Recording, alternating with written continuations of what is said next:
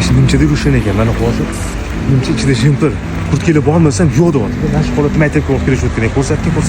Mana hozir qurayotgan mashina ustida suv o'tgan ko'rsatgan. Hobiylarimiz Alloh rozi bo'lsin. G'oyibona qilib ehson qilishyapti. G'oyibona qilib.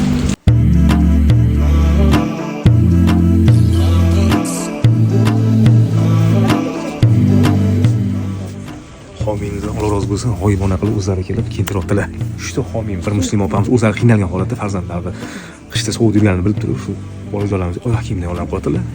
Yana ikkita homiyimiz kiyintiryapti. Inshaalloh hozirdan boshdan oyoq kiyintiramiz. Kartamiz bloklangan. Yana ikkita, uchta farzandlarimiz bor, ularni kiyintirishimiz naqd pul ko'rinishida bo'lsa, aloqaga chiqishini so'rab qolardim yoki o'zingizga kelib, xuddi shu bugungi homiyimizga o'xshab kiyintirishni so'rab qolardim. Kartalarimiz hozirgi kunda bloklangan. Aloqaga chiqida shunaqa farzandlarimiz bor. Qishki kiyimlardan chiroqli kiydiramiz.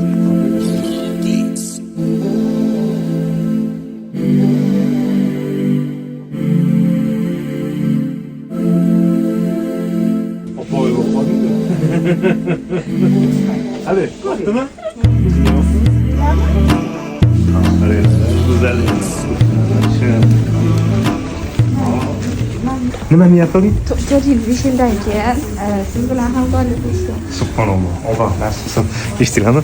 4-5 yildan keyin sizni hamkorlik qilishni niyat qilgan ekan. Qizimiz inshaalloh duo qo'ydi. Saxiy bolalardan bo'lsin shu singlimiz. Boyvachcha qizlardan bo'lib bilan xuddi shunaqa biz kabi yuzlab minglab oilalarni boshini silasin inshaalloh.